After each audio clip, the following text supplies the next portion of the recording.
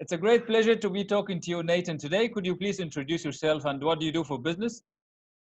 Absolutely. Hi, thanks for having me, Nour. My name is Natan Verkovsky. For the last 23 years, I've been blessed enough to become a transformational coach. So I work with elite athletes, coaches, and sports teams around the world. I work with business executives and owners, and people that are top performers in the academic, as well as in the sports field or in their personal health and wellness. What I do is I focus on getting them to be in control of their activation levels so that they stop wasting emotional energy. And for me, my background is as a medical hypnotherapist. That's where my formal education is back in 1997. And more as a mental training specialist when I've worked with, the Cirque du Soleil that may very soon no longer be around, but was a very big deal for the last 25 years or so. I was lucky enough to have worked with them back about 20 years ago. My father is one of their head coaches and directors, Boris Verkovsky. So he's been with them for 2 decades and organized shows and such. And I got a chance to come in as an elite athlete myself. I've been involved in martial arts for over 30 years, at least half a dozen different styles. And back then I was around 15 years old and very late to become a power tumbler, which is from gymnastics. If you don't know, that's the part in the floor exercise when they're going round offs and back handsprings and flips and stuff. So that's its own separate event. And I got involved in that. Normally you get involved when you're about 5, 6 years old. I started when I was 15. And by the time I was 16, I was ranked #1 in Alberta, in our province. So I used some of that mental training from the martial arts that I started years earlier and was able to accelerate how quickly I rose as an elite athlete. And then from there, I was curious if that was the same thing for others. So I then got licensed and certified. I went through formal training. And then I just started working with some of the greatest athletes in the world and really trying to understand, in your country, you guys win Olympic gold medals. Is there any technique that you do? If you're up late drinking with the rest of the countries the night before, the next morning, oh my God, it's 8 a.m., you overslept, the competition meet is in 20 minutes, and you're at like a 2 out of 10, and you need to be at an 8 out of 10. Do you guys have a thing, a technique, a trick, a drill, some sort of an exercise? Oh, absolutely, Natan. And you guys over here, from your country, you guys win medals.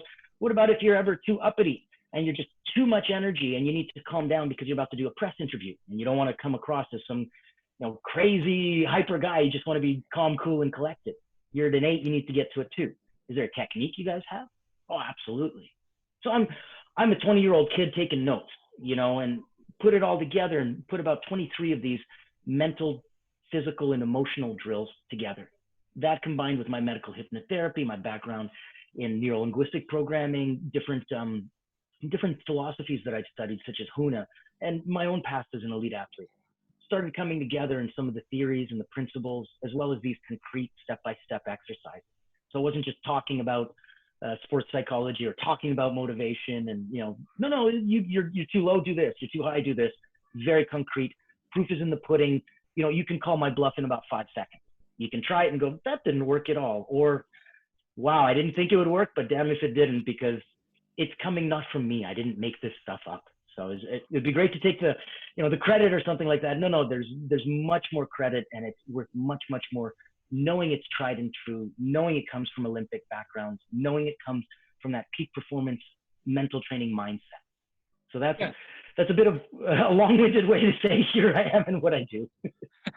Yeah, that's so interesting. Let me ask you a question here. Like, why do people need to see evidence before they start to believe?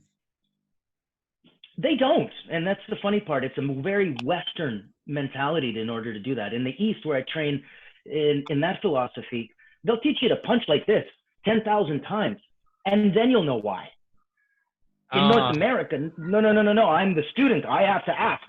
You tell me why, and you better impress me, and it better be darn good. Otherwise, I'm not going to do this 10,000 times. That's ridiculous. No, tell me why first, which is why there's a slight difference in competency. The attitude, the initial attitude that you go into is so critical. If you're looking at what hurts more, is it hurt more to get a tooth extracted or for a woman to go through labor? Mm. But when the person, let's say it's the same woman that's about to go through labor, but a week earlier gets a tooth extracted. Yeah. She knows that this one is going to be way more painful. Sure. But she also knows that labor is so much more rewarding. So she set herself up in a mindset that, yeah, it's going to hurt. Don't worry about it. it's the most endearing thing on earth. As a matter of fact, the more it hurts, the more it brings me closer to it. Well, you can't say that about getting a root canal, can you? So there's no way to position your mind to make it be like, all right, this is awesome, root canal. And thus you put so much extra anxiety. And even though root canals hurt way less, you get a shot, right? Like it hurts so much less than childbirth. And we're guys, so we're talking out our butt. We have no clue, but we can only imagine how much it must hurt. And in that capacity, we know that it has to hurt more than a root canal. Yet the mindset completely changes the outcome of that experience. Like we don't get to control what happens to us very much. We think we do, but we really don't, you know, and the ability to react to what happens to us, that's 100% in our wheelhouse. That we own. And anyone who tells you, oh, this and that, and, you know, candle in the wind and flame of destiny, and I just get tossed around, and that's your choice. You don't have to be, no matter what your hard luck situation is. My goodness, there's a few people in the world that could look at you and laugh. There's some hard luck story cases out there that are horrible. You know, and then there's some beautiful situations. And in almost 2 decades of working with people, I've seen it.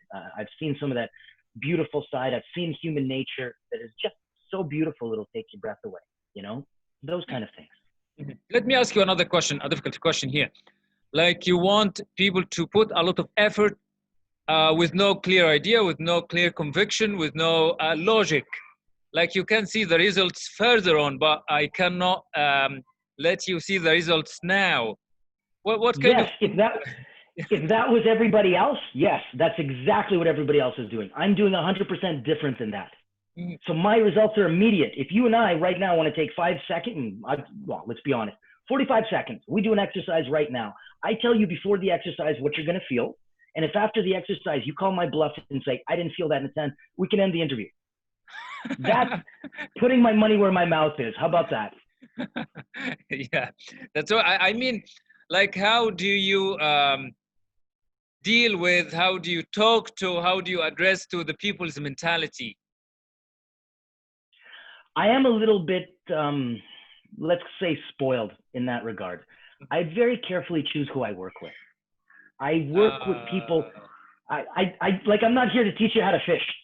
You already know how to fish. You're a peak performer. You're an elite athlete. You're a business owner, an executive. You're a top performer in your world, and probably in a couple. Very few do I find the people that are top performing in business don't also happen to be pretty darn good at a sport or two that they keep on the side. So very rare that you're not athletic and good at business and good at relationships and. So what I'm here to look at is all your equalizers: mental, physical, emotional, spiritual, sexual, financial, all of them, and fine tune them like equalizers on a stereo. Because depending on the type of music that we're playing, those equalizers need to be changed. Yeah. Classical has a different sound set than drum and bass or techno or hip hop or any of it. So knowing that, and knowing that everybody's different, and some people are visual and some are auditive and some are tactile and some are kinesthetic, and it gets crazy. I had one guy where, and this is kind of the thing, all hypnosis is self-hypnosis. So I say, Nour, close your eyes, picture an apple, and you say, no. Well, that's it, man. I can't wave my hands and do some magic trick, right? So there's nothing else there. But if you say, okay, Natan, I'll take your challenge. Sure. I close my eyes. I see the apple. I can make you taste it, touch it. We can throw it.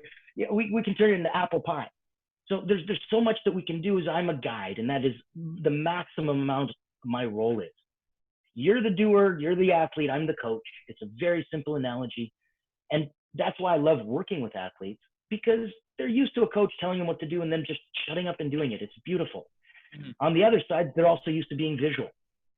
Now, some of the people that you'd think on the flip side would be like, okay, so then what about an engineer? Somebody who's overly analytical and critical. You know, how do you get that guy to bypass his critical factor? How do you get his subconscious watchdog to let its guard down enough for you to be able to come by and talk directly to his subconscious? Actually, the beauty is they're even easier than athletes. Oh. And when I say easier, I'm not trying to be disrespectful. I mean it in the most simplistic way in terms of if we're looking at suggestibility testing. So suggestibility testing, a classic example would be take one hand palm up, take the other hand palm down, put them equal level, close your eyes. And now every time I say the word book, I want you to visualize me adding another book and another book and another book, a heavy big encyclopedia. I help you visualize it tomb after tomb. And on this hand, I had a balloon full of helium, light, up and up and up. And we do this for about 45 seconds. And then you take a look at your hands and you're like, 4 feet apart. And then I tell you to open your eyes and you're like, holy crap. Well, my friend, you're going to be great. This is going to work like a charm for you. And I've also had other people that at the end of 45 seconds, no matter what I did, no matter what I said, it didn't move. No, it was the same damn thing. And you know what? They were okay too, because it's not about me. It's about you. So the moment you say, okay, damn it, I'll picture the stupid apple you want me to picture, then you do. And if visualizing, if using your imagination isn't something you're used to, then even if you really want to, it may not be so easy for you. It's a skill, it's a memory, a muscle. You have to exercise it. Mhm. So let me ask you another question here. Like you mentioned, preferring to work with athletes and then you move to engineers. Like, do you like your trainees to be, like to have experienced discipline before they come to you? They know about discipline, they Absolutely. have been disciplined some way? Yes. And I'll give you a good example. There's a standard thing that we look at called the skill acquisition model. In it, there's 4 levels. You start at level 1, you are unconsciously incompetent. If I say, pick up this basketball, you've never picked one up, throw that through the basket, you have no clue how to do it. It won't work at all. You're unconsciously incompetent. Now you practice this for a couple of weeks. Now you get to level 2. Now you're consciously incompetent. Damn it, you know what to do. You still can't figure out how to do it. You can't make yourself do it. You keep practicing this for a few months and you're doing it right and you get some help and you get some coaching. Now you magically get to level 3.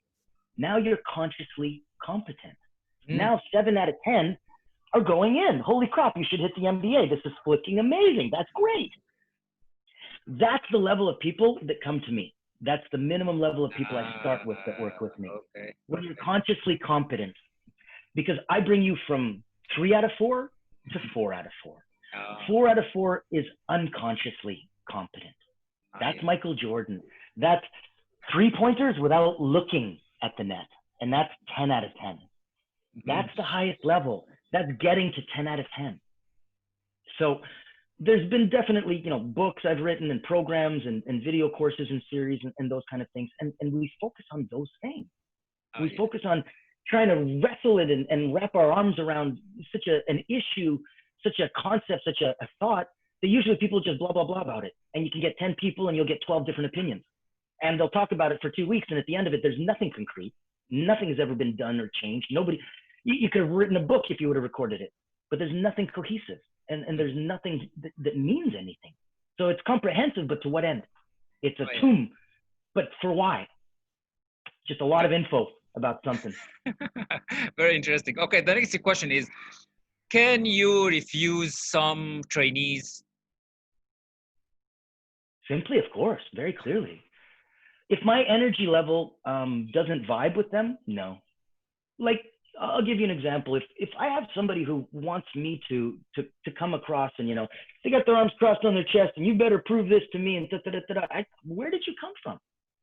You couldn't have come from my social media where I give away my exercises. I give away my techniques and the secrets. I give it away for free. In not one of my vlogs have I ever said, by the way, if you want more, click on my button or subscribe or link or join this or go to my, I don't do that. I do it so that if you ever wanted to give this video to somebody as therapy, they could close their eyes and they could do it beginning to end. There's no damn commercial at the end of it. I'm sure we're all old enough to figure out if you like me, you'll subscribe. You'll find a way to get a hold of me. I'm not concerned. I don't need to yell that from the moon. What I do need to yell is why. Because if I can yell my why loud enough and if it resonates with you, you'll break down the doors to come find me and to find a way to work with me. And to those people, I have people that I work with that can't afford me. And so I have scholarships that I set up for people that I feel are just excellent human beings in so many areas of their life and just need a little bit of mindset. They need some transformational tools, but they also need some accountability. And if I could just combine the accountability and the transformational tools and give it to them, it would help them so much. But at the same time, they need to work with you. And so to those people, they get very, very creative. They find, well, some are professional athletes. So they'll find sports organizations or clubs or teams that they work with, and they sponsor them by having me come in and take a look or talk and those kind of things. So I have people that would love to work with me and can't afford to work with me, and we find a way. But then I have other people who can very easily afford to work with me, and I have to prove it to them. I maybe another time, my friend, we're not on the same frequency. It's not going to work this time around. So to me, money is not the important part. Their mindset, you could come to me in a frantic place. You could come to me in a bad place. You know, I'm here to help. I don't need you to come squeaky clean and perfect. What am I here to do? Polish the top? You can come broken. I can come and fix that.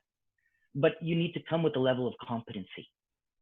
And from that level of competency, that's what we begin and we build on. Like we can take this Harley Davidson and we can transform it into $100,000 Harley Davidson. But we can't take this Honda and transform it into $100,000 Honda. It's not going to work. So if we don't start with that base Harley Davidson as the foundation, we can't do it. I need you to be at a certain level of competency in your life. There's so many other people that can help teach you how to fish. I'm not here to teach you how to fish. I'm here to teach you how to catch bigger, better, more fish. As grammatically incorrect as that is, that's what I do. Yeah, excellent. Okay, let me go with this question. Like, so let's say you would choose the minds that are that have grown enough to be able to deal with your service. But if the minds are not still ready, you can't help them. It depends. It depends why it's not ready. If it's not ready because there was a traumatic event, because there was something that happened that's horrible, of course, as a therapist, I can come in and help with that. If their mind is not ready because they've got their cups and their ego so damn full that they're not prepared to empty their cup for me to put some knowledge and information in, then I'm not here to help you. How can that work? It's impossible. It's impossible. So it's the wrong mindset. It's an ego-based, it's a driven attitude that, of course, with that's stinking thinking. I can't help stinking thinking, man. It doesn't matter how much money or time you throw at the problem. That's just stinking thinking.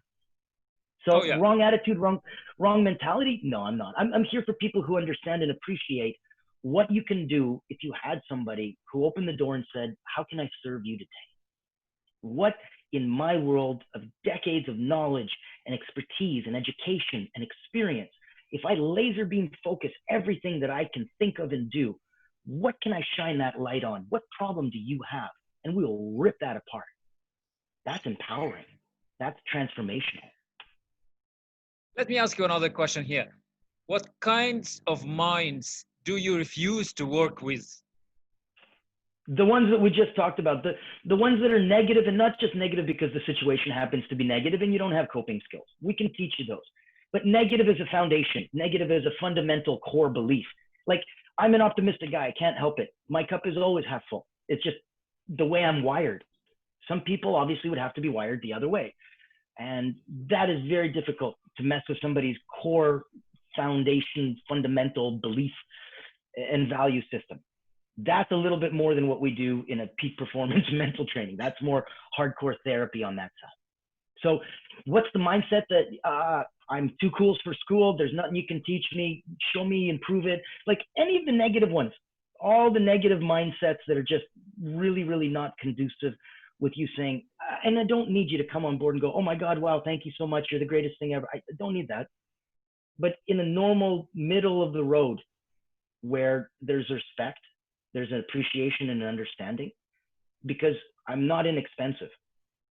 And when you pay for that, it brings about a certain seriousness.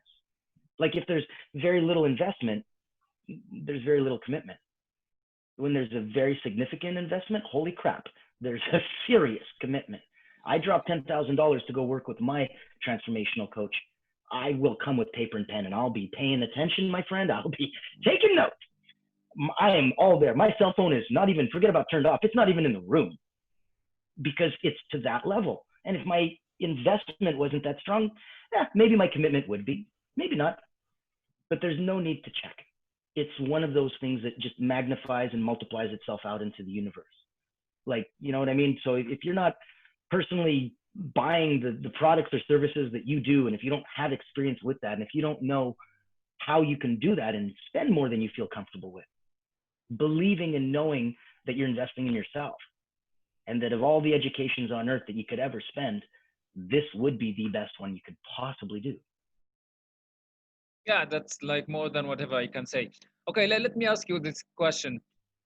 Like on a grade from 0 to 100, could you put the best quality in a person's mind that you would pick, and the worst quality in a person's mind that you would refuse. So the negative one would take That's 0, the okay. best one would take 100.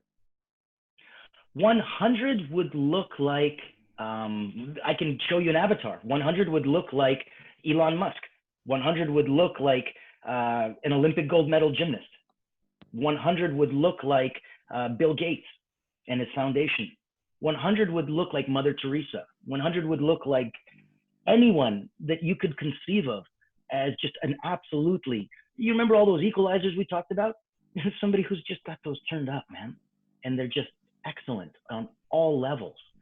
You know what I mean? They get themselves, they get the universe. They're not too big on themselves, but they know their place and they're comfortable in their own skin. Those are hundreds, because those people, when you show them a way to get better in whatever they want to do, they will listen to you. That's all I can ask. I'm here to guide you, man. If you're not going to listen, what can we do? So all the way on the opposite side, what 0 looks like, what an absolute fail, is somebody like we talked about before, where it's just my cup is so full, there's no way I'm going to empty it. I can't help you. I don't think you can help you even, you know? Yeah. Okay, great. Let's I move know to. that, I know that it, I appreciate it, because I know that most therapists and most coaches and, oh, I can help anyone and 100%, I work with it. No, man, I'm going to be very, very honest.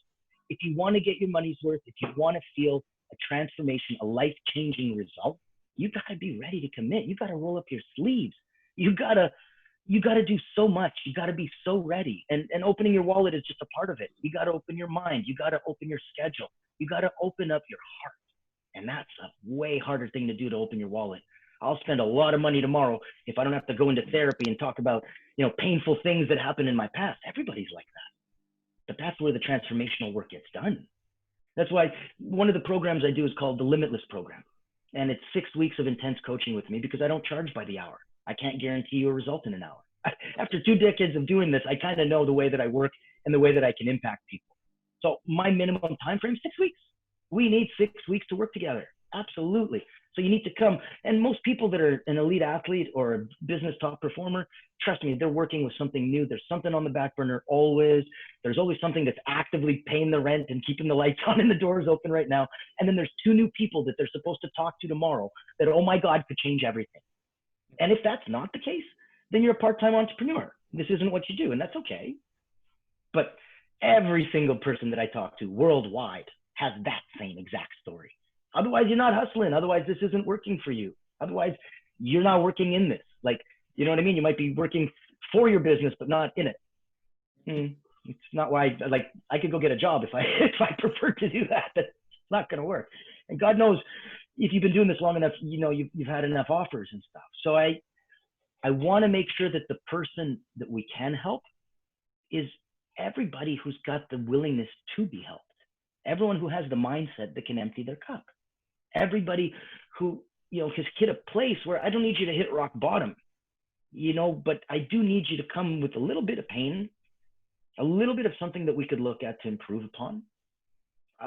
Otherwise, it doesn't make sense. Like, I'll give you an example. One of the people that, I apologize why I'm drinking so much water. Okay, take your time. One of the people that that came to me and was initially one of those very arms crossed on his chest, prove this to me kind of scenario.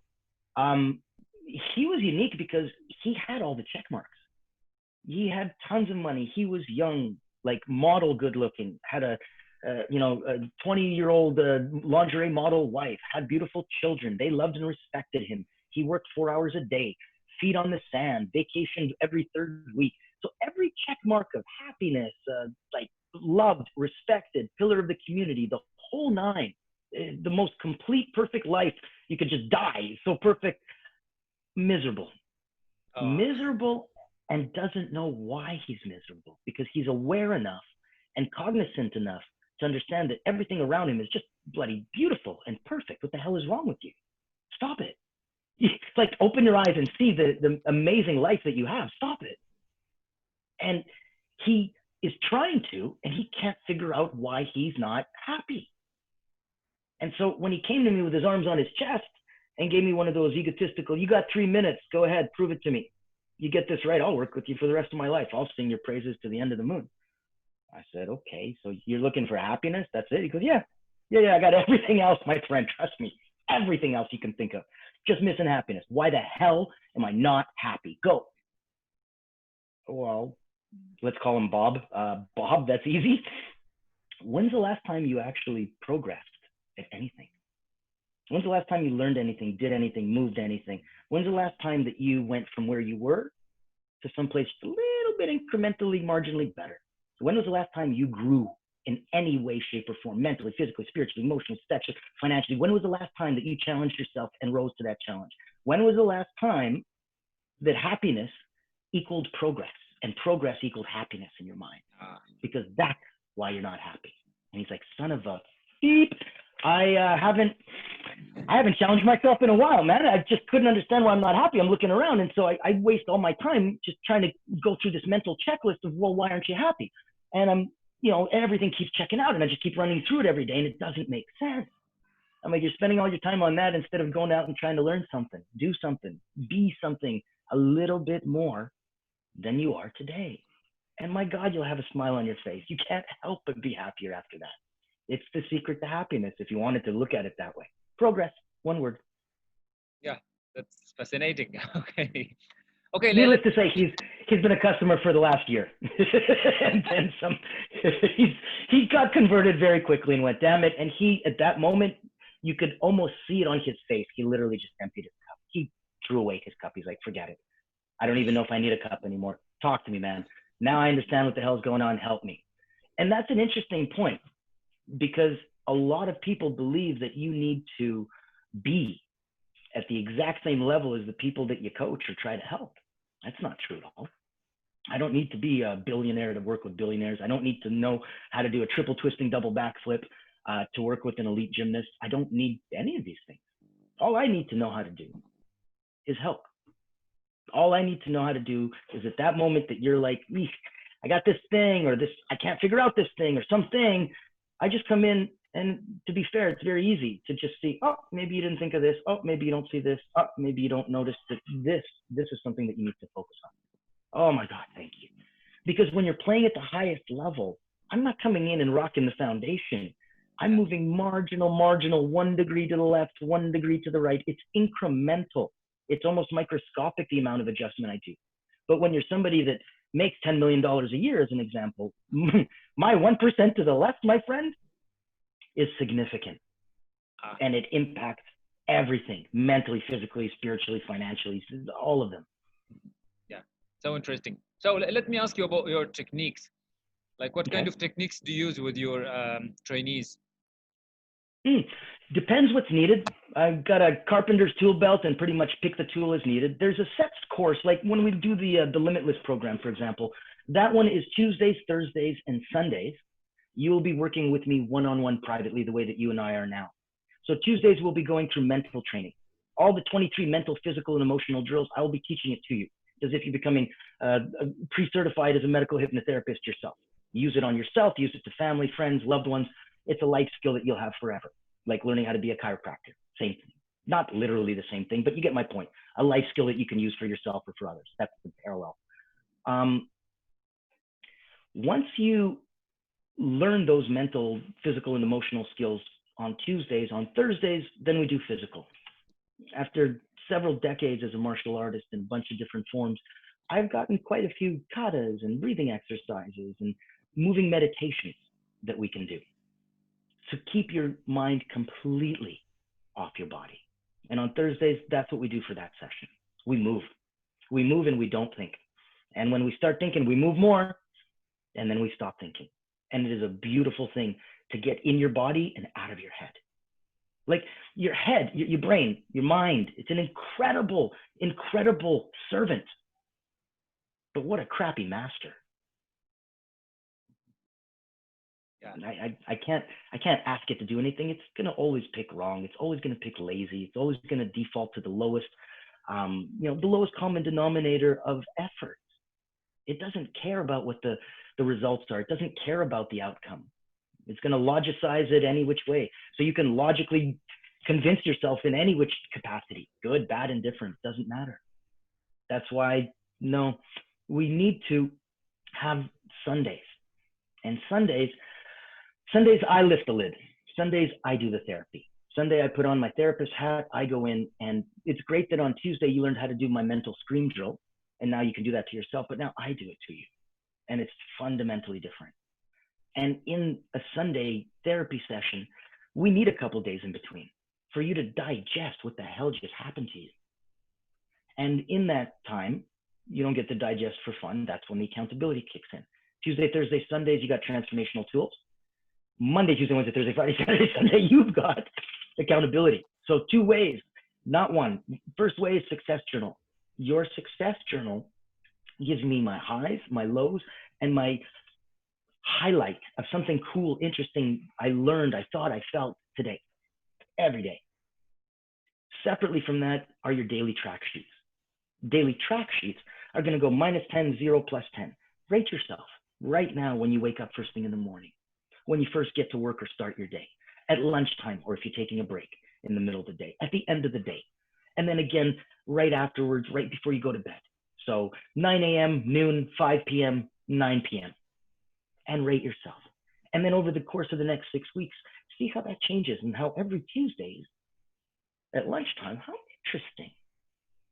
Everybody's fascinated with themselves. It's not difficult for me to ask you, please fill out this survey about yourself and all your habits and all your desires and all your, you're like, okay, everybody's happy to dwell as deep as they can into themselves. So this is one of those things that lets you do it. And between a couple of days of reflection and then mental, physical, and emotional drills for the rest of the time, that 6 weeks is a blur. It's a life-changing transformation. And I guarantee it, that you come to me with this and you leave with this. And it's a whole new you. So yeah. Great.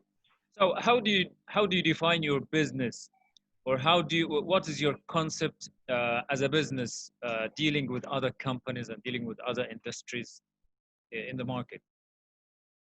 that's one of the neat things that I've been working on lately. I don't want a cult of personality. I don't want a one-man show. I don't want to, just as a therapist, because at one point, mathematically, I can only work with so many people. And no matter how much you keep raising your price to try to bring the number of people down, it doesn't work. Anthony Robbins, I think, charges 10 million a year. He still has people on a waiting list. Doesn't matter what you do. So that's not the logic of it. The logic of it is following that concept and making ways that there's a bunch of free content that people can get and benefit from. Making a low-cost product, not because you think you're clever, you understand how YouTube or the internet works, but because you understand that there's people who can't afford to work with you one-on-one privately. But damn it, if they love it and take it seriously, they could do that drill. They could do that exercise, and it could help them right now. Let them. And don't deny them of that just because you have to be one-sided. Have a prime offering. Have something significant. Have something that costs money, because to the people who understand it and appreciate it, they understand that the value's in there. They understand that working with someone with this level of education, expertise, and experience 3 times a week privately, yeah, that's not going to cost me $12.95. No kidding. But it also will give me a little bit more than if I bought an ebook for $12.95 as well. So it completely is logical. It makes sense.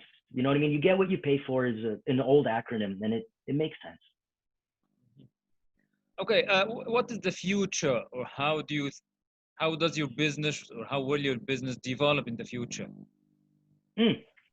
Like we were just saying about with businesses and giant sports associations, and when I work with those groups, they don't always, I'm an incorporated company, have been for years, they still don't want to just work with an army of one. Not an ideal situation. So for me, one of the areas that I'm coming in and creating and bringing out about is the Essential Academy, which is my online learning community. And I'm partnering with different people all around the world, experts in different genres, men and women, different ages, different races, religions, colors, sexes, everything. And just bringing something unique. All of them already are entrepreneurs. All of them already have their own gig and their own side hustle. They've already got their own thing going on. This isn't their primary money-making offering. It is an extra revenue stream, of course. You can come in, you can be an instructor, you can put on your course content, you can charge for it, and it gives you a credibility that it's not yours. It's not something you created in just another one of your little websites or landing pages. This is a legit online learning academy that you're a legit instructor at. That gives you credibility. So that's for the people that I work with that want to come into it. That's an area that I'm bringing for them so they can get involved.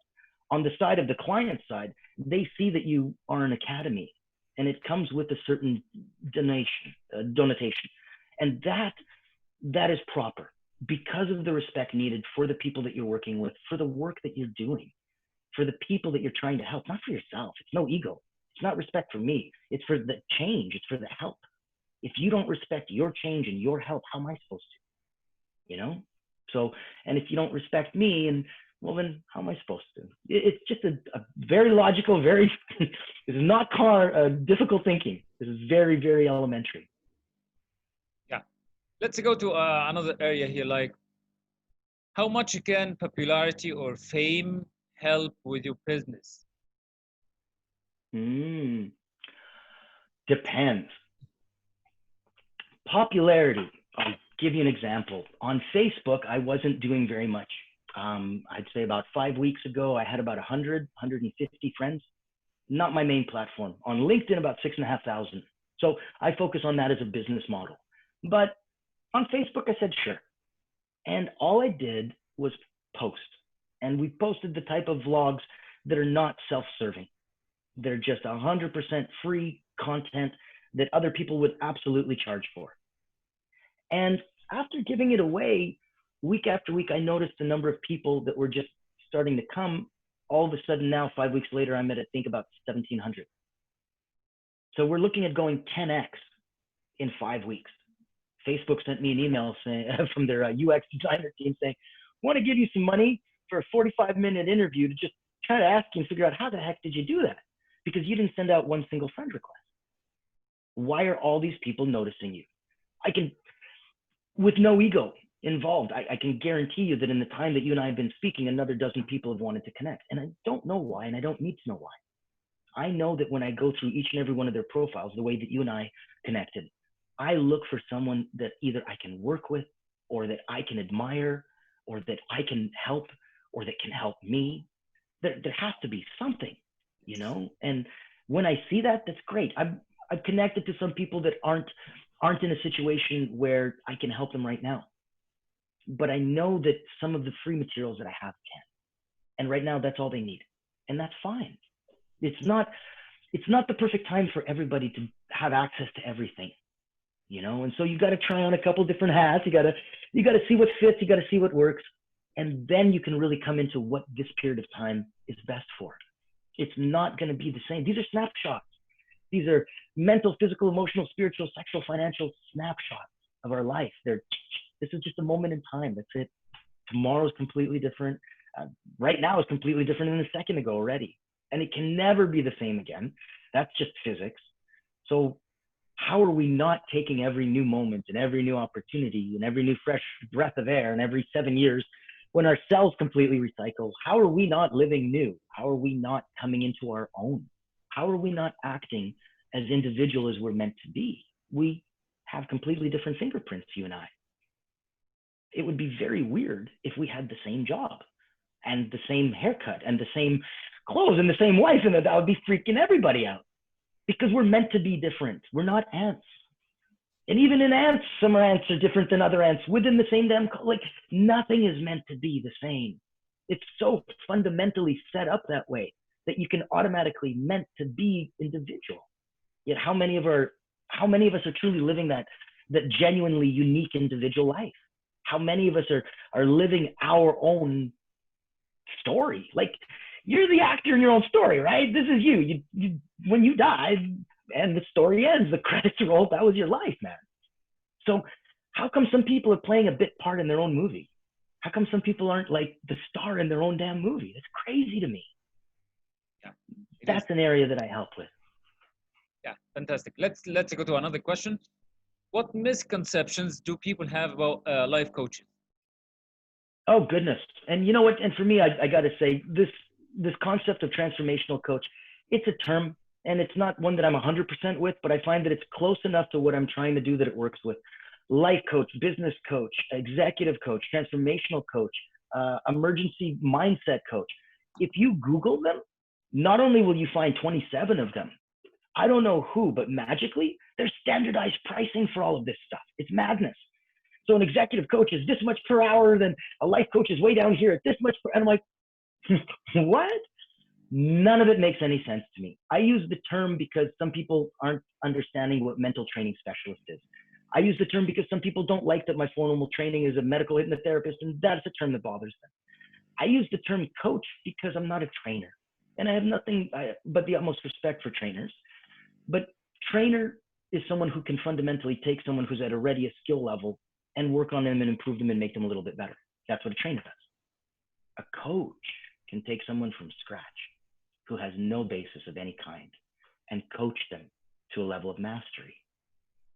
So it's different what I do, how I do it, and to who I do it that way. Yeah. So let's go to with another question. What is your message to the world now? My goodness, and all this time that we have right now, right? Of all the, we need to live, we need to love, we need to be happy, we need to, I guess, give virtual hugs because it's so difficult to do it in real life right now safely. That we need to come together as a global community. We need to understand this. That there's been so many silly movies in Hollywood that just continuously said if there was a worldwide event, you know, an asteroid coming to hit us, an alien invasion, a super flu, if there was some crazy event that the whole world had to rally together, we'd put all our differences aside, you know? And well, it's literally 100 years ago, there was the Spanish flu. So that kind of did a little bit more damage than what we're looking at now. That hit 1/3 of the world. That was nuts. That's like 50 to 100 million people dead. And nobody had a clue what was going on. And that was just 100 years ago, 1918 to 1919. So in this crazy, crazy time, we've come so far in the last 100 years. We've learned so much. And oh my God, I'm terrified that we haven't done or learned a damn thing. And I'm scared that if we don't go back to our humanity, and if we don't come back to the absolute core, you know, you love, I love, you want the best for yourself, you want to fall in love, you want to have someone to share the rest of your life with, you want to, in some capacity, give more than you get in business, in life, in your family. You just want to be that beacon, that personal light that's shining out there for others. And the closer you can come to that, the better you will be for everyone. If you can do nothing else, just give a smile, because it'll change someone else's life. And if 14 million people line up and smile, then we're going to have 40 million people, and then 40 million will become 7 billion real quick. Yeah. It has been like, that would be my message. It's a great message, and it has been so great talking to you, Natan, today. Thank you, Nour. I very much appreciate that.